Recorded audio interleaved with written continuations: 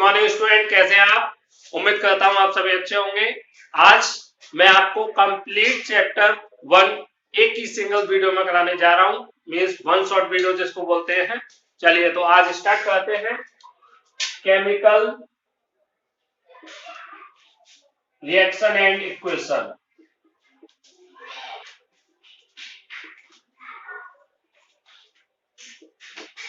Okay, चलिए तो सबसे पहले what is chemical change.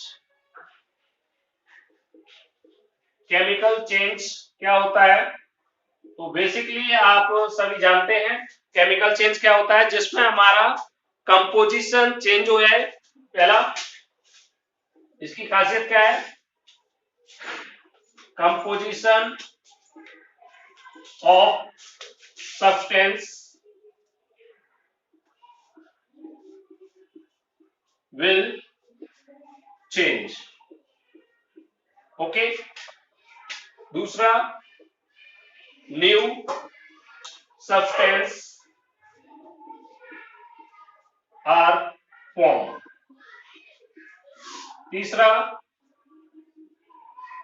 Irreversible in nature. तो ये आप जानते ही हैं, केमिकल चेंज वो चेंज है जिसमें हमारा जो गिवन सब्सटेंस है जिसमें केमिकल चेंज हो रहा है, उसमें हमारा क्या है, उसका कंपोजिशन, दिए गए सब्सटेंस का कंपोजिशन पूरी तरीके से चेंज हो जाता है और उसमें आपको नए सब्सटेंस देखने को मिलते हैं। और ये इरिवर्सिबल इन नेचर, नेचर में कैसा होता है? इरिवर्सिबल मींस उसको रिवर्स नहीं किया जा सकता। ओके, जैसे हम एग्जांपल, आप कई एग्जांपल देखे होंगे। सबसे पहले formation of curd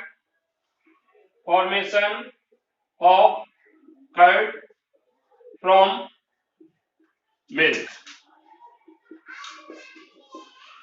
curd from milk, milk से हमारा क्या बनता है? कर्ड मींस दही बनता है। आपने कई बार देखा होगा, घर पे देखा होगा नॉर्मली। तो इसमें होता क्या है, मिल्क का क्या कंपोजिशन ऑफ मिल्क। तो मिल्क हमारा किससे मिलकर बना हुआ है?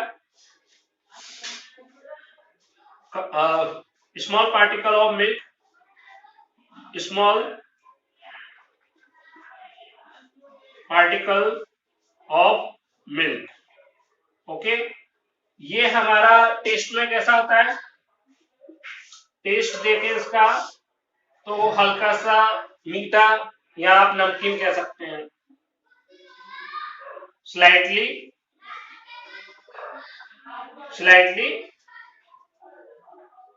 स्वीट। ओके, इसी तरीके से आप कर्ड का देखें। और दूसरा इसकी जो स्टेट है, स्टेट क्या है, किस स्टेट में मिलता है? ये लिक्विड फॉर्म में आपको देखने को मिलता है। ओके, अब कर्ड का देखें, टेस्ट में हमारा हल्का सा स्वीट होता है। इसका स्टेट हमारी क्या होती है? इसकी कर्ड की सॉलिड। ओके, तो इसका कंपोजिशन क्या था? ये लिक्विड स्टेट में था, जबकि ये कर्ड हमारा सॉलिड स्टेट में है। दूसरा चेंज इसके टेस्ट में, टेस्ट इसका कैसा होता है? सोर इन टेस्ट टेस्ट में खट्टा होता है, आपने देखा ही होगा जनरली, और सॉलिड स्टेट में होगा। और ये इसका कंपोजिशन पूरी तरीके से मिल्क से डिफर होता है। तो ये हमारा कैसा चेंज हो गया? Chemical change. और भी आपने एग्जांपल देखे होंगे, जैसे आप इसको नोट डाउन कर लीजिए। चलिए नेक्स्ट एग्जांपल में, और जैसे रस्टिंग ऑफ आयरन, एग्जांपल एक। दूसरा रस्टिंग ऑफ आयरन। जैसे न्यू आयरन आपने देखा होगा, तो उसका जो कलर होता है न्यू आयरन का, कलर ऑफ न्यू आयरन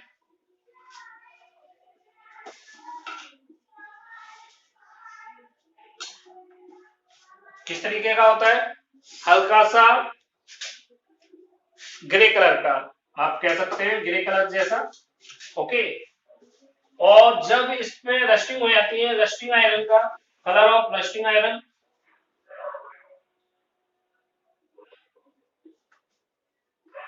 तो आपने देखा होगा उस पे किस तरीके का कलर हो जाता है रेस्टिंग का, ब्राउन, ब्राउनिश कलर हो जाता है, ब्राउनिश कलर आप देखेंगे उसमें। तो ये जो कलर में चेंज आया है, और दूसरा न्यू आयरन जो हमारा होता है काफी ज्यादा मजबूत होता है, इसकी स्ट्रेंथ बहुत ज्यादा हाई होती है, जबकि रेस्टिंग आयरन की स्ट्रेंथ लो हो चुकी होती है। रेस्टिंग हमारा पाउडर की फॉर्म में रिलीज होता है, आपको पता होगा। तो ये सभी क्या है, हमारे केमिकल चेंज है। और हम केमिकल चेंज क्या देख सकते हैं उसमें, और भी आप देख सकते हैं, जैसे digestion of food in human body, okay. और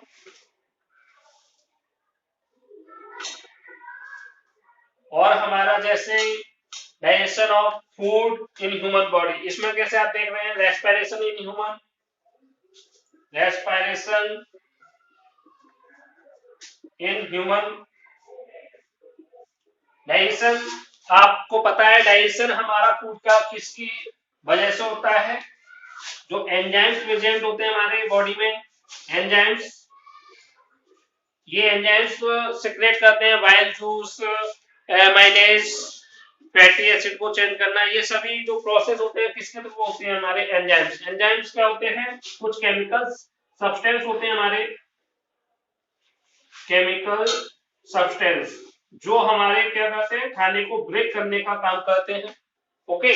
खाने को ब्रेक करने का काम करेंगे और उसको डाइजेस्ट कराने में हमारी हेल्प करते हैं। तो डाइजेशन ऑफ फूड में वो बेसिकली हो क्या है, वो क्या रहा है, केमिकल चेंज देखने को मिलता है, okay. Respiration in human, human में रेस्पिरेशन मीन्स क्या है, पचे हुए भोजन, पचे हुए जो खाना है हमारा, डाइजेस्ट फूड एंड ऑक्सीजन, जो ऑक्सीजन है, ऑक्सीजन की प्रेजेंस में डाइजेस्ट फूड में से एनर्जी गेन करने की जो प्रोसेस है उसको क्या बोलते हैं, रेस्पिरेशन, ओके। तो रेस्पिरेशन में भी क्या हो रहा है, एनर्जी कैसे गेन हो रही है, उसमें भी हमारी केमिकल चेंज होता है, केमिकल चेंज देखने को मिलता है। तो ये सभी हमारे केमिकल चेंज है, और केमिकल चेंज की जो प्रॉपर्टीज है हमारी, ये तीन प्रॉपर्टीज आपको देखने को मिलती हैं। अगर ये तीन प्रॉपर्टीज आप कहीं देख पा रहे हैं तो वो केमिकल चेंज है, ओके, अदरवाइज नहीं है। ओके स्टूडेंट, अब हम बात करने जा रहे हैं chemical reaction. What is chemical reaction, chemical reaction क्या है। तो केमिकल रिएक्शन को समझाने से पहले मैं आपको दो टर्म्स को इंट्रोड्यूस कराना चाहूंगा, आपको दो टर्म्स समझाना चाहूंगा। पहला रिएक्टेंट और दूसरा प्रोडक्ट। यहीं से आपको इस केमिकल रिएक्शन की डेफिनेशन मिलेगी, ओके। तो व्हाट इज रिएक्टेंट, तो रिएक्टेंट हमारे वो सब्सटेंस होते हैं जो केमिकल रिएक्शन कराने में या केमिकल रिएक्शन में पार्टिसिपेट करते हैं, ओके। यही वो सब्सटेंस हैं जो केमिकल रिएक्शन परफॉर्म कराते हैं, पार्टिसिपेट करते हैं, मीन्स ये एक तरीके का रॉ मटेरियल प्रोवाइड कराते हैं, raw material provide for any chemical reaction, okay. Finally जो हमारा केमिकल रिएक्शन होने के बाद बनता है उसको हम क्या बोलते हैं, प्रोडक्ट। तो finally when chemical reaction is carried out, then we got some substance. These substances are known, these substances are called product, okay. तो जो रॉ मटेरियल की तरीके से यूज हो रहे हैं, जैसे आप इसमें मैं आपको इसको अभी समझा रहा हूँ। कोई भी जो रॉ मटेरियल यूज हो रहा है किसी केमिकल रिएक्शन को परफॉर्म कराने के लिए, टेकअप होने के लिए, तो वो जो रॉ मटेरियल यूज हो रहा है उसको हम रिएक्टेंट बोलेंगे, और ये रिएक्टेंट केमिकल रिएक्शन परफॉर्म कराते हैं, और फाइनली जो केमिकल रिएक्शन होने के बाद हमें प्रोडक्ट मीन्स कुछ सब्सटेंस मिलेंगे केमिकल रिएक्शन होने के बाद, उनको हम बोलते हैं प्रोडक्ट। ओके, जो पहले दे रहे हैं हम केमिकल रिएक्शन में, केमिकल रिएक्शन कराने के लिए जो हम मटेरियल लेंगे, जो सब्सटेंस लेंगे, वो सब्सटेंस हमारे जो रॉ मटेरियल ले रहे हैं उसको रिएक्टेंट, और जो बन रहा है केमिकल रिएक्शन होने के बाद उनको हम प्रोडक्ट बोलते हैं। ओके, तो केमिकल रिएक्शन क्या है, अब ये आप क्लियर हो गया। तो दो substance that are participate in a chemical reaction is called, इसको हम एक और डेफिनेशन दे सकते हैं, those substance which are participate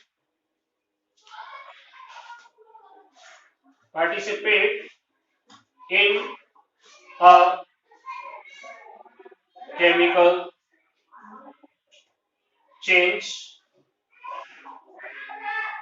या participate in a chemical change to perform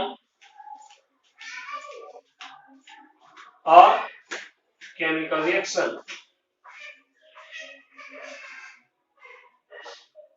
okay, तो ये सब्सटेंस हमारे रिएक्टेंट कहलाते हैं, जो हम रॉ मटेरियल की तरीके से लेंगे और फाइनली जो बनेगा उनको प्रोडक्ट कहते हैं। तो what is chemical reaction?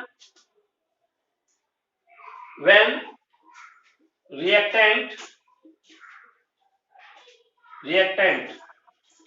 are react and make some new substance, due to this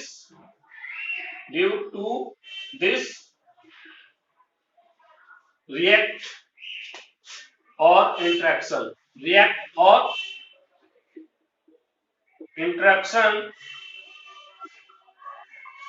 between reactants is called chemical change। Okay, और इसी को हम एक दूसरी लैंग्वेज में ये भी बोल सकते हैं कि in a chemical reaction some substance are take place, and finally due to chemical reaction some new substance are formed that are called product। Okay, तो इस तरीके से भी हम बोल सकते हैं। तो केमिकल रिएक्शन की आपको डेफिनेशन मिल गई, रिएक्टेंट क्या होते हैं, प्रोडक्ट क्या होते हैं, ये आपको फाइनली क्लियर हो चुका होगा।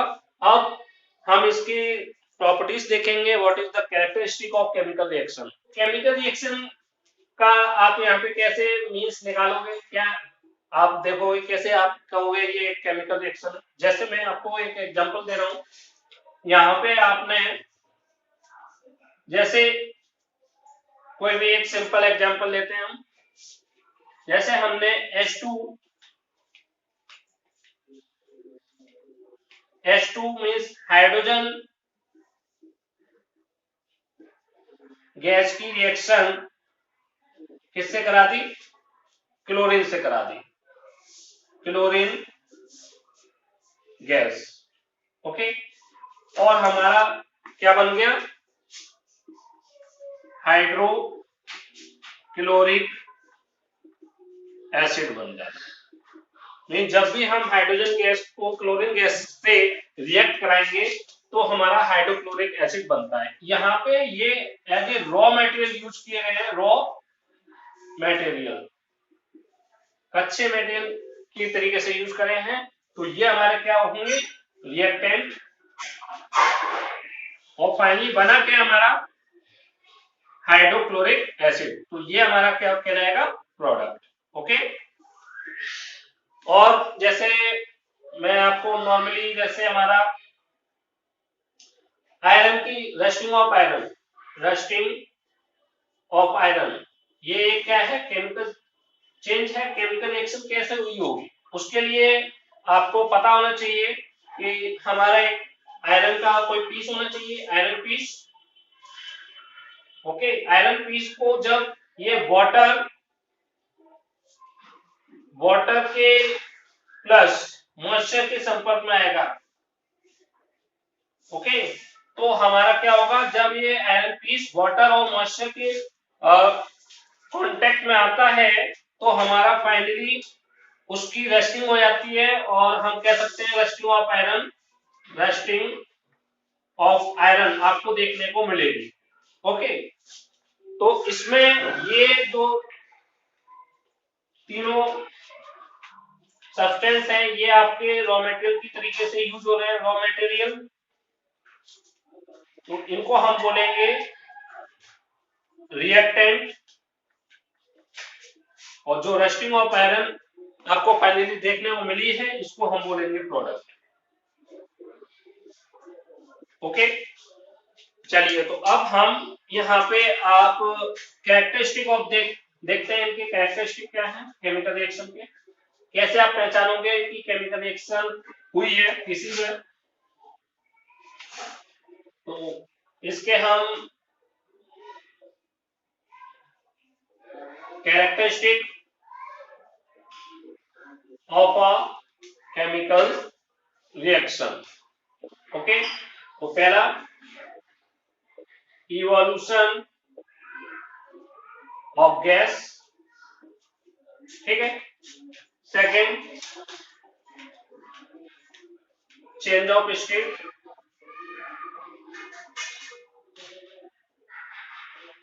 Change of state,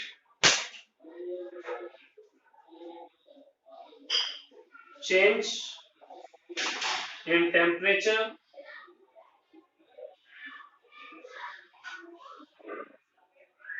formation of precipitate,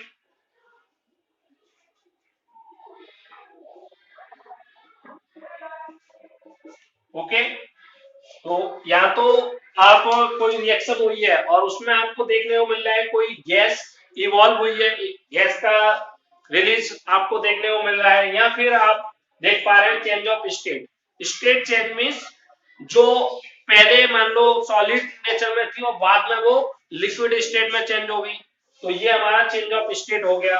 change in temperature means पहले उसका टेम्परेचर दिए गए सब्सटेंस का कुछ और था, जब उनमें केमिकल रिएक्शन हुई और देखा गया कि उनमें टेम्परेचर राइज हुआ या डिक्रीज हुआ, तो ये भी हमारा क्या हुआ, एक केमिकल रिएक्शन होगी। फॉर्मेशन ऑफ प्रेसिपिटेट, प्रेसिपिटेट क्या होता है, कोई सॉलिड सब्सटेंस का जमना, सॉलिड सब्सटेंस, डिपॉजिट ऑफ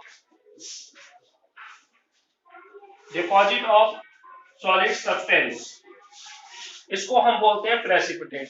तो कई रिएक्शंस में आप केमिकल रिएक्शन देखोगे तो उनमें कुछ गाढ़ा सब्सटेंस, आप एक सॉलिड सब्सटेंस वहां नीचे डिपॉजिट होते हुए देखोगे। जैसे हम कई बार केमिकल लैब में जाएंगे और कई जो हम प्रैक्टिकल करते हैं तो देखते हैं, जब हम टेस्ट ट्यूब लेते हैं तो उस टेस्ट ट्यूब में, जो टेस्ट ट्यूब लेते हैं उस टेस्ट ट्यूब में यहाँ पे हमारा कुछ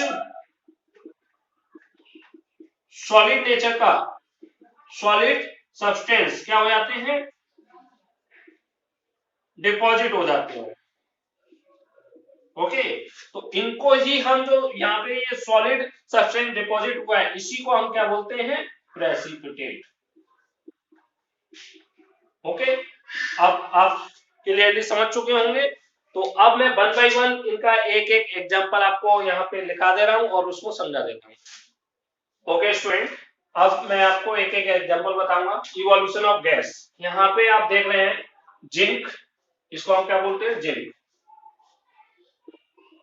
जिंक की रिएक्शन हमने सल्फ्यूरिक एसिड से कराई है, सल्फ्यूरिक एसिड। तो आप देखेंगे इसमें क्या बनेगा हमारा, ZnSO4 प्लस H2। यहाँ पे आप ये देखेंगे, यहाँ पे H2 गैस का इवोल्यूशन देखने को मिलेगा।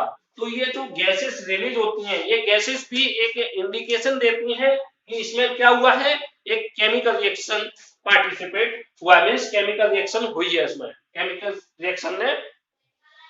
रिएक्शन हुई।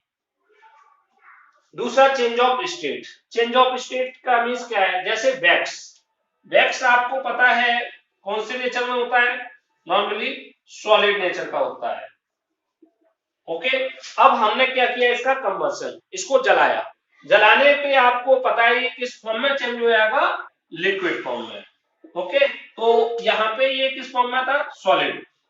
ओके, सॉलिड्स को जब हमने कंबशन किया वैक्स का, तो देखा वो लिक्विड फॉर्म में कन्वर्ट हुआ। तो यहाँ पे सॉलिड से जो लिक्विड में कन्वर्जन हुआ है, ये क्या कन्वर्जन हुआ, यहां से आप देख रहे हैं इसकी स्टेट में चेंज हुआ है। ओके, तो इसको बोलते हैं change of state. Change in temperature, change in temperature जैसे हमारा ये कैल्शियम ऑक्साइड, ओके, इसको Ca को हम क्या बोलते हैं,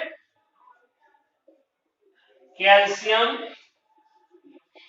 ऑक्साइड, कैल्शियम ऑक्साइड बोलते हैं। इसी को हम एक और नाम से जानते हैं, जिसको हम क्या बोलते हैं, और क्विकलाइन, क्विकलाइन। ओके, जब हम इसकी रिएक्शन कराएंगे वाटर से, H2O क्या है हमारा, वाटर, तो वाटर से जब रिएक्शन होगी इसकी, तो स्टूडेंट क्या बनेगा हमारा, CaOH का, ये CaOH।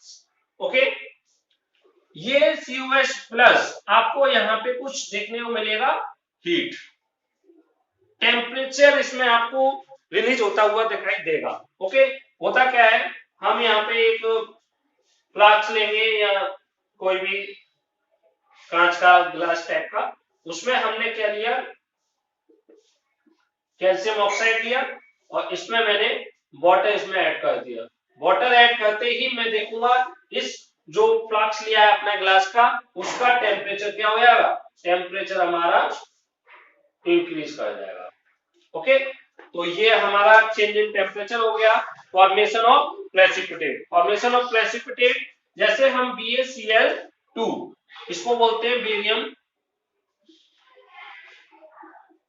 क्लोराइड। बेरियम क्लोराइड की जब रिएक्शन हम सल्फ्यूरिक H2SO4 को बोलते हैं सल्फ्यूरिक एसिड, इससे जब रिएक्शन कराएंगे तो हमारा बनेगा Ba की रिएक्शन SO4 से होगी और बन जाएगा BaSO4 प्लस Cl की हमारी रिएक्शन H2 से होगी और बनेगा HCl। ओके, बाकी का हम इसको बैलेंस करते हैं, तो यहाँ पे 2 का हमारा क्या हो जाएगा, मल्टीप्लाई हो जाएगा, तो ये बैलेंस भी हो जाएगी।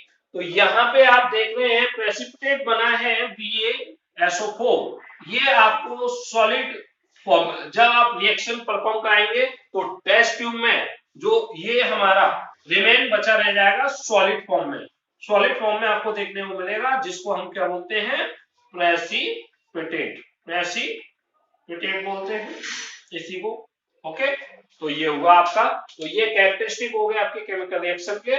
ओके स्टूडेंट, अब हम यहाँ पे नेक्स्ट टॉपिक जो यहाँ पे है, chemical equation. What is chemical equation, ये पढ़ने जा रहे हैं, तो उसके लिए मैं इसको रब कर रहा हूं, केमिकल इक्वेशन। तो सबसे पहले इसको मैं समझाऊंगा और फिर इसको लिखाऊंगा। केमिकल इक्वेशन क्या है, जैसे अभी मैंने आपको बताया कि जो जिंक है, जिंक की रिएक्शन, अगर मैं जिंक को सल्फ्यूरिक एसिड के साथ मिलाता हूं, तो मुझे क्या मिलेगा, जिंक सल्फेट मिलता है, और इसमें से जो हाइड्रोजन गैस है, हाइड्रोजन गैस ये रिलीज होती है। इतना सा आपको देखना है इसमें। ओके, अब मैं आपको बोलूं, इसको आपको एक इक्वेशन की फॉर्म में आप कैसे लिख सकते हैं, तो इक्वेशन की फॉर्म में आपको लिखने के लिए ये पूरा डाटा है, जिनकी जब हम रिएक्शन सल्फ्यूरिक एसिड से कराएंगे तो जिंक सल्फेट और हाइड्रोजन गैस, उसमें से जिंक सल्फेट बनेगा और हाइड्रोजन गैस उसमें से इवॉल्व होगी, ये आपको पता है। लेकिन अब मैं आपको बोलता हूं इसको एक शॉर्ट फॉर्म में, एक इक्वेशन की फॉर्म में, बहुत ही छोटे से एक छोटी सी इक्वेशन से आप इस चीज को मुझे बताएं, तो आप कैसे बताओगे? उसके लिए आपको पता होना चाहिए कि ये जो कुछ सिंबल आपको पता होने चाहिए, symbol of element, symbol of element पता होने चाहिए एक तो, दूसरा formula, formula of used substance, formula of substance आप ये ले लीजिए, सब्सटेंसेस। ओके, ये आपको पता होना चाहिए। जैसे आप यहाँ पे सिंबल ऑफ एलिमेंट क्या हो गया, जैसे जिंक, जिंक एक एलिमेंट है, इसका सिंबल हमारा क्या होता है, जेड, तो जेड लिखेंगे प्लस, प्लस हमने इसलिए लिया है, ये दो ऐड हो रही है चीजें। सिंबल हो गया सल्फ्यूरिक एसिड, सल्फ्यूरिक एसिड का आपको फॉर्मूला पता होना चाहिए, क्या होता है हमारा H2SO4। ओके, अब ये आपस में क्या किए हैं, रिएक्शन करी है इन्होंने, रिएक्ट करे हैं, तो ये हमारे हो गए रिएक्टेंट। ओके, और ये रिएक्ट करके फाइनली कुछ प्रोडक्ट का फॉर्मेशन करेंगे, जो क्या बनेगा हमारा जिंक सल्फेट। तो जिंक सल्फेट का आपको फॉर्मूला पता होना चाहिए, ZnSO4 होता है, और plus hydrogen gas, hydrogen gas का भी आपको सिंबल पता होना चाहिए या फॉर्मूला पता होना चाहिए, जिसको हम H2, और ये एरो। ये जो आप इक्वेशन देख रहे हैं, इक्वेशन, ओके, अब ये क्या नॉर्मल इक्वेशन तो है नहीं, इन्होंने ये केमिकली रिएक्ट करे हैं और फाइनली ये प्रोडक्ट बनाए हैं। ओके, तो इस वजह से हम इस इक्वेशन को क्या बोलेंगे, केमिकल इक्वेशन। तो ये जो इक्वेशन है उतना ही आपको इंफॉर्मेशन प्रोवाइड करा रही है, जितना कि ये जो काफी बड़ी लाइन है, ये भी आपको इतनी इंफॉर्मेशन प्रोवाइड करा रही है जितनी कि ये इक्वेशन। ये इक्वेशन को हम क्या बोलते हैं, केमिकल इक्वेशन। तो केमिकल इक्वेशन किस तरीके से आपने इसका यहाँ से फॉर्मेशन किया है, यहाँ से यहाँ कैसे पहुंचे आप, सिंबल की मदद से, और सिंबल कुछ एलिमेंट के जो सिंबल है वो, और फॉर्मूला। ओके, तो आप केमिकल इक्वेशन अब हम इसको लिख सकते हैं, कैसे मिलेगी आपको chemical equation, it is a method to represent a chemical reaction in the form of a equation with the help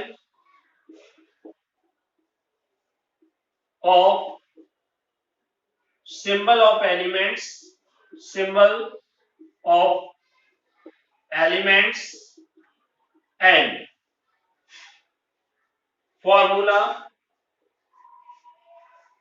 of substances that are used in that chemical reaction।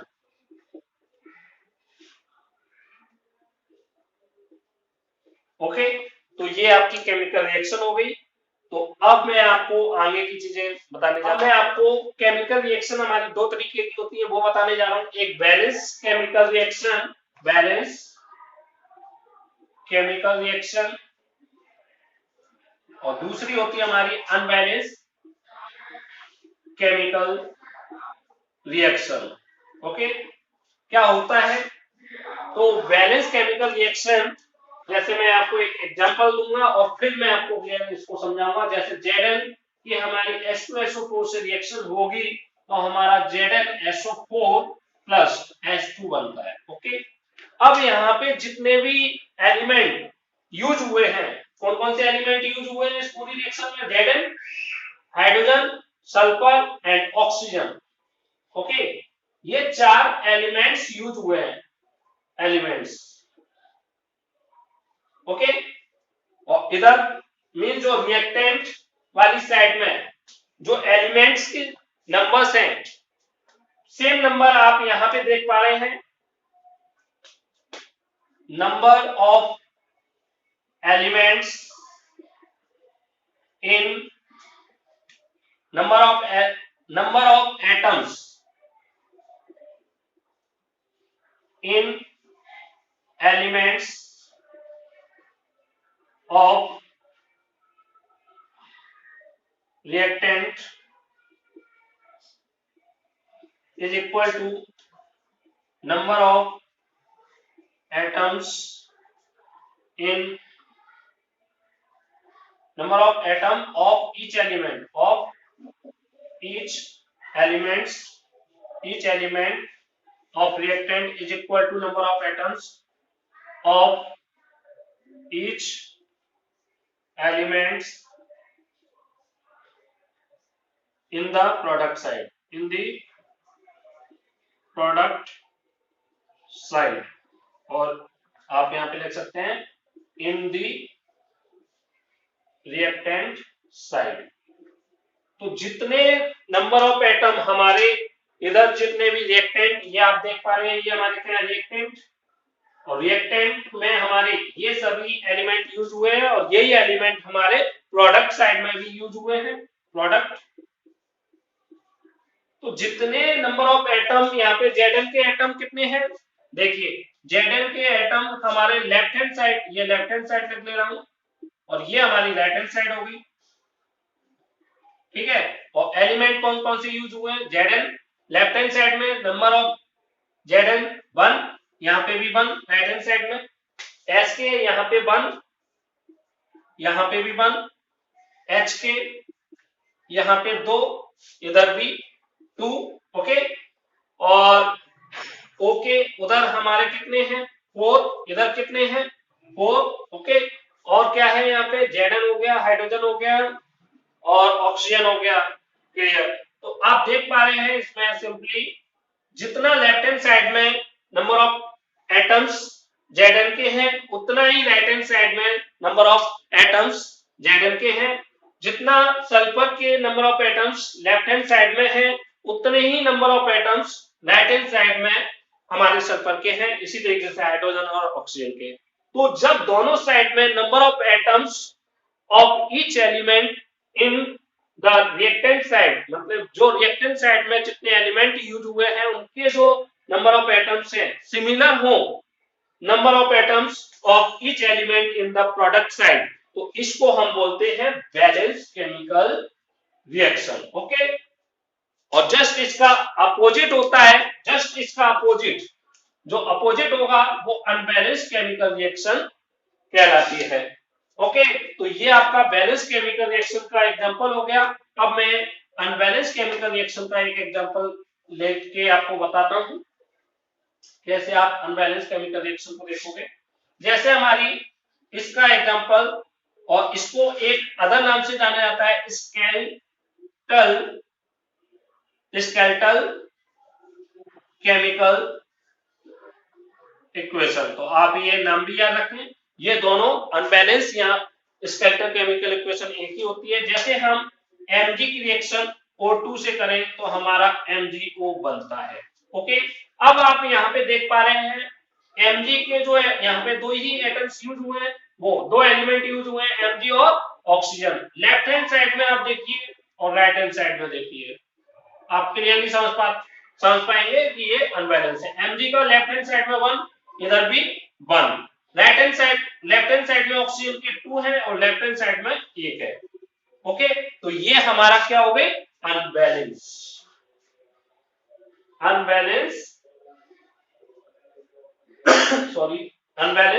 Chemical equation, clear, okay student. अब हम types of chemical reaction देखेंगे। तो हमारे basically ये 5 types की chemical reaction आप पूरी book में देख पाएंगे अपने।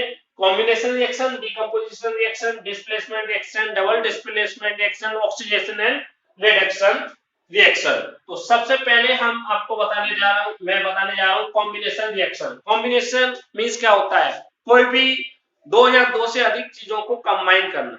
कंबाइन करना क्या होता है कॉम्बिनेशन रिएक्शन। तो यहाँ पे यही है 2 or more substances are combined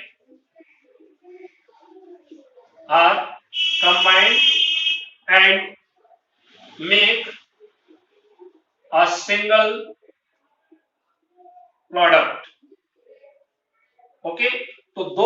से अधिक रिएक्टेंट रिएक्ट करेंगे और फाइनली आपको सिंगल प्रोडक्ट, दो या दो से ज्यादा आपको रिएक्टेंट जब कंबाइन करें और सिंगल प्रोडक्ट प्रोवाइड कराएं, तो ऐसी रिएक्शन हमारी क्या कहलाती है? Combination reaction. Okay, make a single product is called chemical combination reaction. Example देख लीजिए आप इसका, जैसे Mg की रिएक्शन जब हम O2 ऑक्सीजन से कराते हैं तो ये आपके टू रिएक्टेंट हो गए, टू रिएक्टेंट रिएक्ट कर रहे हैं, यहाँ पे रिएक्टेंट क्या करेंगे? रिएक्ट करेंगे और फाइनली आपको क्या देखने को मिलेगा? MgO, मैग्नीशियम ऑक्साइड बनता हुआ दिखाई देगा, मैग्नीशियम ऑक्साइड। तो ये हमारा क्या है? एक सिंगल प्रोडक्ट है, सिंगल प्रोडक्ट। ओके, और भी आपको एग्जांपल जैसे H2 प्लस O2 रिएक्ट करेंगे हाइड्रोजन और ऑक्सीजन गैस, तो आपको वाटर बनता हुआ दिखाई देगा। और ठीक है, और यह बैलेंस करने के लिए 2 और ये 2। ओके, इसी तरीके से हमारा कार्बन की रिएक्शन O2 से होती है और क्या बनेगा? CO2। तो आप इन दोनों एग्जांपल में भी देख पा रहे हैं, दो रिएक्टेंट, यहाँ पर दो रिएक्टेंट कंबाइंड हो रहे हैं और फाइनली आपको सिंगल प्रोडक्ट क्या देखने को मिल रहा है? सिंगल प्रोडक्ट देखने को मिल रहा है। और यहाँ पे आप टू रिएक्टेंट सिंपली देख पा रहे हैं, रिएक्ट कर रहे हैं और एक सिंगल प्रोडक्ट का फॉर्मेशन कर रहे हैं। तो ये हमारा हो गया आपका कॉम्बिनेशन रिएक्शन। नेक्स्ट अब आपको मैं बता रहा हूँ decomposition reaction. Okay student, next हमारी क्या है? Decomposition reaction. आप देख पा रहे हैं डिकम्पोज करना मींस ब्रेक करना। यहाँ पे भी यही होगा, टू और मोर सब्सटेंस, यहाँ पे सिंगल सब्सटेंस दो या दो से अधिक में ब्रेक होगा, मींस यहाँ क्या होगा? आपका सिंगल रिएक्टेंट ब्रेक होगा, single reactant break into two और मोर प्रोडक्ट। तो ऐसी रिएक्शंस को हम क्या बोलेंगे? जिसमें केवल एक सिंगल रिएक्टेंट पार्टिसिपेट करे, ओके, और क्या बने? हमारा एक रिएक्टेंट ब्रेक होके दो या दो से अधिक सब्सटेंस का फॉर्मेशन करेगा, तो उसको बोलेंगे हम डीकंपोजिशन रिएक्शन। इसमें डीकंपोज हुआ है। ओके, तो यहाँ पे आप देख पा रहे हैं, जैसे एग्जांपल मैंने यहाँ पे दो लिख रखे हैं, कैल्शियम कार्बोनेट, इसको क्या बोलेंगे हम? Calcium carbonate. तो कैल्शियम कार्बोनेट ब्रेक होके जब हम इसको हीट करेंगे, कैल्शियम कार्बोनेट को लेके उसको हीट करें, तो हमें कैल्शियम ऑक्साइड और कार्बन डाइऑक्साइड वहां पे बनता हुआ दिखाई देगा। इसी तरीके से हम जब वाटर में इलेक्ट्रिसिटी पास कराएं, तो इलेक्ट्रिसिटी पास कराने पे वाटर का क्या होता है? डिकम्पोजिशन होता है, और वाटर अपने अपने जिस वाटर किससे मिलकर बना है? हाइड्रोजन और ऑक्सीजन, उन दो कंपोनेंट में ब्रेक हो जाता है, हाइड्रोजन और ऑक्सीजन। तो ये आपकी हो गई डीकंपोजिशन रिएक्शन। अब नेक्स्ट हमारी है डिस्प्लेसमेंट रिएक्शन। ओके स्टूडेंट, अब हम यहाँ पे नेक्स्ट रिएक्शन पढ़ने जा रहे हैं, डिस्प्लेसमेंट रिएक्शन। तो व्हाट इज डिस्प्लेसमेंट रिएक्शन? पहले ये देख लीजिए, highly reactive metal displace other metal, highly reactive metal displace other metal that are low reactive, that are less reactive। Okay, तो हाईली रिएक्टिव मेटल क्या करेगी? ऐसी मेटल को उसके मेटल सॉल्ट में से, फ्रॉम देयर मेटल सॉल्ट,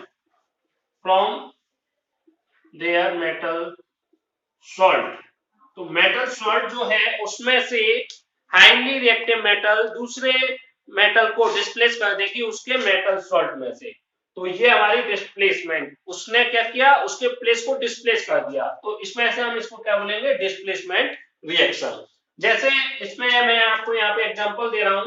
अब इसके लिए आपको रिएक्टिविटी सीरीज आनी चाहिए, तो रिएक्टिविटी सीरीज को मैंने आपको बता चुका हूं, उसकी 2 वीडियो कैसे लर्न करनी चाहिए वो भी मैं बता चुका हूं।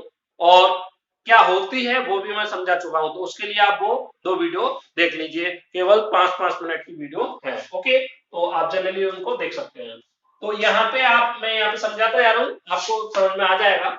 यहाँ पे कॉपर सल्फेट और जेडन, यहाँ पे इस वाले में आपको दिखाई दे रही है जो कॉपर मेटल है, और यहाँ पे जेडन। तो जेडन हमारा हाईली रिएक्टिव है, ये ज्यादा रिएक्टिव है जेडन, हाई रिएक्टिव, और कॉपर लेस रिएक्टिव। ओके, तो इस वजह से क्या होगा, जेडन कॉपर सल्फेट के जो सॉल्ट सॉल्यूशन में से कॉपर को यहां से डिस्प्लेस कर देगी, कॉपर को डिस्प्लेस कर देगी और क्या बना देगी, अब उसके प्लेस पे स्वयं आ जाएगी। ओके, ZnSO4 इस तरीके से। तो कॉपर ने क्या किया, जेडन ने क्या किया, जेडन ने कॉपर सल्फेट के सॉल्यूशन में से कॉपर को डिस्प्लेस करा दिया, इस वजह से इसको क्या नाम दिया गया है, डिस्प्लेसमेंट रिएक्शन। सिमिलर यहाँ पे Mg और कॉपर में, यहाँ पे आपको जो कॉपर और Mg दिखाई दे रहा है, इसमें Mg क्या है, हाई रिएक्टिव, और ये क्या है, लेस रिएक्टिव। सो Mg कॉपर सल्फेट के सॉल्यूशन में से कॉपर को डिस्प्लेस करा देगा और MgSO4 का फॉर्मेशन करेगा। ओके, सिमिलर यहाँ पे कॉपर सल्फेट, अब यहाँ पे हाँ सेम डबल लिख दिया है, तो वही रिएक्शन हो जाएगी यहाँ पे MgSO4। ओके, तो ये रिएक्शन हो गया आपकी डिस्प्लेसमेंट रिएक्शन। अब मैं आपको पढ़ाने जा रहा हूँ डबल डिस्प्लेसमेंट। ओके स्टूडेंट, अब हमारा नेक्स्ट है double displacement reaction. What is double displacement reaction?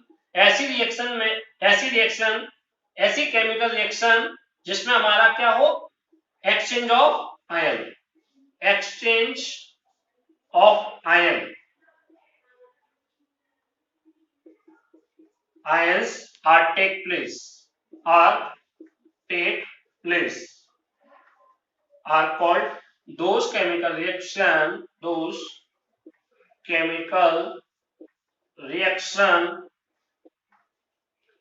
in which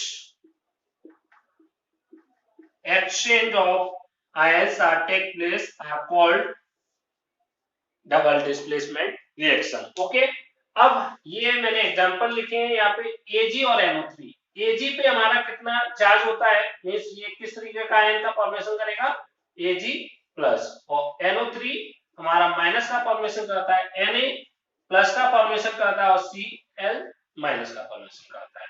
okay, तो इसमें क्या होता है, ये वाला प्लस का इस माइनस वाले से कंबाइन करेगा और AgCl बनाएगा, क्या हुआ, आयंस का एक्सचेंज।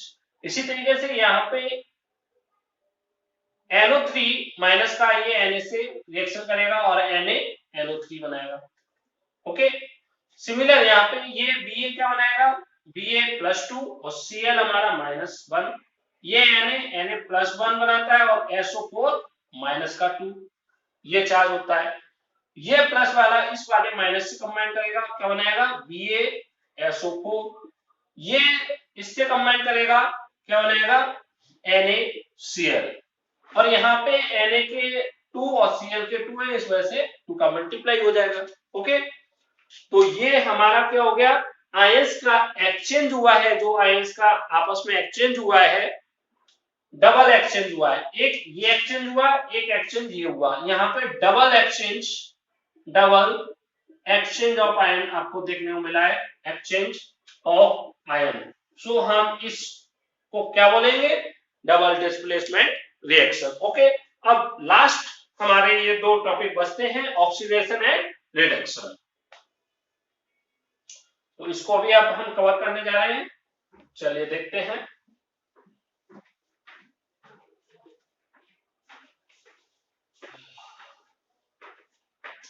अब हम लास्ट टॉपिक ये पढ़ने जा रहे हैं, ऑक्सीडेशन रिएक्शन और रिडक्शन रिएक्शन। ऑक्सीडेशन रिएक्शन क्या होता है, वो केमिकल रिएक्शन जिनमें हमारा या तो क्या हो, एडिशन ऑफ ऑक्सीजन आपको दिखाई दे रहा हो, या फिर उसमें हमको क्या दिखाई दे रहा हो, रिमूवल ऑफ हाइड्रोजन। ओके, इसको हम ऑक्सीडेशन रिएक्शन बोलेंगे। ऐसा जिस भी केमिकल रिएक्शन में आपको दिखाई दे रहा हो, any chemical reaction, any chemical reaction. और जस्ट इसके अपोजिट आपको अगर कहीं पे ये दिखाई दे जाए, रिमूवल ऑफ ऑक्सीजन, या फिर आपको दिखाई दे जाए उसमें addition of hydrogen, addition of hydrogen, तो ये हमारा क्या कहलाएगा, रिडक्शन। ओके, अब इसके दो एग्जांपल, ये दोनों साथ चलेंगे। जैसे आप यहाँ पे कॉपर ऑक्साइड देख पा रहे हैं, और यहाँ पे कॉपर ऑक्साइड किसमें चेंज हुआ है, कॉपर में। यहाँ पे आप देख पा रहे हैं, सिंपली देख पा रहे हैं, ऑक्सीजन क्या हुआ है, रिमूवल ऑफ ऑक्सीजन। ऑक्सीजन यहां से क्या हुआ है, कॉपर ऑक्साइड से कॉपर बना। ऑक्सीजन यहाँ पे, इसमें ऑक्सीजन था, इसमें ऑक्सीजन प्रेजेंट नहीं है, एब्सेंट हो गया, मींस रिमूवल ऑफ ऑक्सीजन देखने को मिला है। और रिमूवल ऑफ ऑक्सीजन क्या कहलाता है, हमारा रिडक्शन। तो यहाँ पे किसका रिडक्शन हुआ है, कॉपर ऑक्साइड का क्या हुआ है, रिडक्शन देखने को आपको मिला है इस एग्जांपल में। सिमिलर यहाँ से H2 किसमें कन्वर्ट हुआ है, H2O में। H2 में आप ऑक्सीजन नहीं देख पा रहे हैं, जबकि H2O, H2 में ऑक्सीजन क्या हुआ है, ऐड। तो एडिशन ऑफ ऑक्सीजन क्या कहलाता है, हमारा ऑक्सीडेशन। Okay, clear. तो यहाँ पे H2 का क्या हुआ है, ऑक्सीडेशन। ठीक है, अब इसमें हमारा ये देखिए, यहां H2S से H2 हुआ, यहां पे क्या हुआ है, रिमूवल ऑफ हाइड्रोजन। और रिमूवल ऑफ हाइड्रोजन क्या कहलाता है, ऑक्सीडेशन। जबकि यहां क्लोरीन में क्या, क्लोरीन के एटम में हाइड्रोजन ऐड हुआ है, तो addition of hydrogen is called क्या, एडिशन ऑफ हाइड्रोजन हमारा क्या है, रिडक्शन। तो ये हमारा रिडक्शन हुआ। तो यहाँ पे H2S का क्या हुआ है, हमारा ऑक्सीडेशन। और क्लोरीन का क्या हुआ है, रिडक्शन। ओके, बाकी का इसमें ये और है, ऑक्सीडाइजिंग एजेंट क्या होता है। ठीक है, तो मैं यहाँ पे आपको उसको भी समझा देता हूं।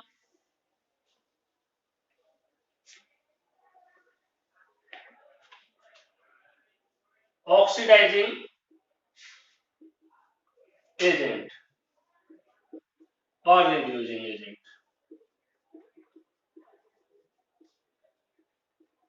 ऑक्सीडाइजिंग एजेंट वो, अब ऑक्सीजन होने के, ऑक्सीडेशन होने के लिए क्या दो कंडीशन रिक्वायरमेंट है, एडिशन ऑफ O2 या फिर रिमूवल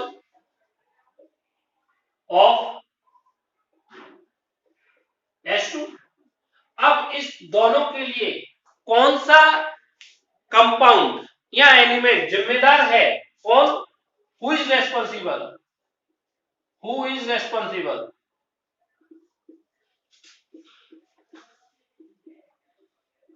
फॉर इट। ओके, तो जो रेस्पॉन्सिबल होगा, हु इज रेस्पॉन्सिबल, तो वो हु हमारा क्या हो जाएगा, ऑक्सीडाइजिंग एजेंट इस केस में। और यहाँ पे क्या होता है, एडिशन ऑफ H2 या फिर रिमूवल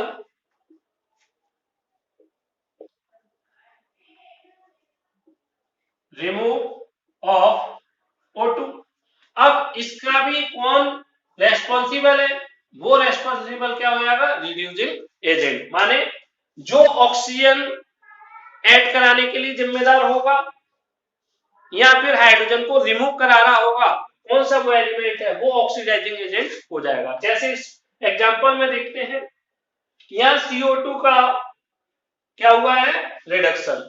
इसको रिडक्शन कराने के लिए कौन जिम्मेदार है, ये ऑक्सीजन कहां पे गई आपकी, ये हाइड्रोजन के साथ कंबाइंड होगी। तो H2O यहाँ पे क्या हो गया, H2O वो रीजन है, माने H2 हाइड्रोजन वो रीजन है जिसकी वजह से CO2 का ऑक्सीडेशन हुआ है, रिडक्शन हुआ है, सॉरी। क्यों? क्योंकि ये ऑक्सीजन किसने खींच ली, किसने ले ली, इस हाइड्रोजन ने। तो हाइड्रोजन ये वो रेस्पॉन्सिबल कंपोनेंट है जो रिडक्शन करा रहा है। तो ये हो गया हमारा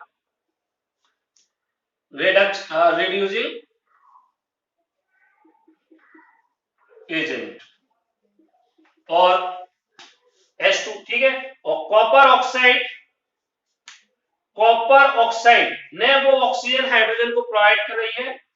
H2 का क्या हो रहा है, ऑक्सीडेशन, किस वजह से, ऑक्सीजन मिली है इसको। ये ऑक्सीजन किसने प्रोवाइड कराई है इसको, कॉपर ऑक्साइड। तो ये कॉपर ऑक्साइड क्या हो गया इसमें, कॉपर ऑक्साइड इस केस में क्या हो गया, ऑक्सीडाइजिंग एजेंट, वो एजेंट जिसकी वजह से इसका H2 का ऑक्सीडेशन हुआ है। तो ये एजेंट हो गया यहाँ पे, क्लियर। सिमिलर नेक्स्ट एग्जांपल में देख लीजिए इसी को।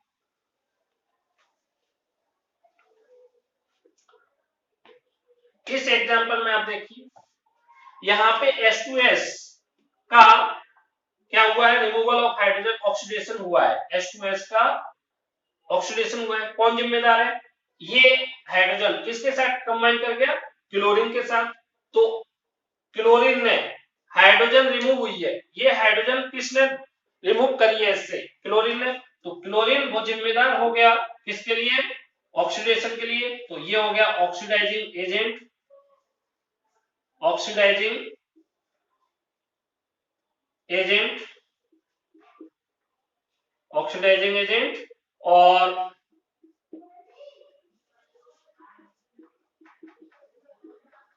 ऑक्सीडाइजिंग एजेंट और क्लोरीन का क्या हुआ है, यहाँ पे addition of hydrogen means reduction हुआ है। तो ये इसके पास हाइड्रोजन किसने पहुंचाया, किसने दिया है इसको, H2S ने। तो H2S क्या हो गया हमारा, रिड्यूसिंग एजेंट, ओके। बाकी का इसमें एक टॉपिक है रेंसिडिटी, लास्ट टॉपिक, जिसको मैं हल्का सा आपको समझा दे रहा हूं। रेंसिडिटी, रेंसिडिटी क्या है, एक जो हम खाने पीने की चीजें खाते हैं, काफी जो ऑयली फैटी टाइप की कुछ हमारे जैसे पिकल्स, अचार होते हैं, इस तरीके के सब्सटेंस, ये एयर के संपर्क में आके क्या हो जाते हैं, ऑक्सीडाइज हो जाते हैं, जिसकी वजह से उसमें एक अलग ही टाइप की स्मेल देखने को मिलती है। तो जो हमारे ऑयली सब्सटेंस हैं, ऑयली सब्सटेंस क्या करते हैं, एयर के साथ कांटेक्ट में आते हैं और क्या बना लेते हैं, क्या फॉर्मेशन हो जाता है इनमें, ऑक्सीडेशन हो जाता है इनका, ऑक्सीडेशन, ओके। तो जिसकी वजह से जो खाने पीने की चीजें होती हैं उनमें एक स्पेशल टाइप की स्मेल आना शुरू हो जाती है, स्पेशल स्मेल उसमें रिलीज होना स्टार्ट हो जाती है, जो हमारे खाने को खराब कर देती है, पूरी तरीके से स्पॉइल कर देती है। तो रेंसिडिटी वही है, उसका रिएक्शन होना, ऑयल सब्सटेंस जो भी है वो एयर के कांटेक्ट में आने के बाद हमारे क्या हो जाते हैं, स्पॉइल हो जाते हैं। इसको बचाने के लिए हम उसमें पिकल्स में अचार, पिकल्स जो है उसमें हम नमक का यूज करते हैं, जो क्या होते हैं, एंटीऑक्सीडेंट होते हैं। तो कुछ सब्सटेंस होते हैं जो इसका अपोज करते हैं, तो उसको बोलते हैं एंटीऑक्सीडेंट। तो एंटीऑक्सीडेंट्स क्या हो गए, दो सब्सटेंस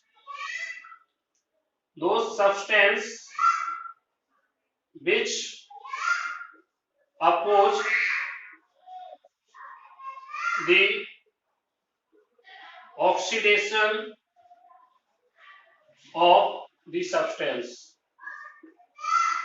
तो ये हमारे ऑक्सीडेंट होते हैं। और एक एग्जांपल इसका नाइट्रोजन गैस, N2 गैस। ये नाइट्रोजन गैस हम आपने देखा होगा जो हमारी खाने पीने की चीजें आती हैं, जैसे चिप्स हुए हमारे, तो चिप्स को एक पैकेट में पैक किया जाता है और उस पैकेट में आपने देखा है एक गैस फिल होती है। वो गैस फिल कौन सी होती है? Nitrogen gas. ओके, तो नाइट्रोजन गैस उसमें क्या वर्क करती है? उसमें उस जो खाने पीने का आइटम है उसको एयर के कांटेक्ट में नहीं आने देती और ऑक्सीडेशन उसका नहीं होने देती, तो उस वजह से वो काफी महीनों तक खराब नहीं होते हैं। तो रेंसिडिटी से वो बचाते हैं। तो ये था मेरा कंप्लीट चैप्टर। इसमें मैंने केवल एक टॉपिक कवर नहीं किया है, how to balance chemical equation. तो उसके लिए मैंने अलग वीडियो बना दी है, वो आप देख लेना।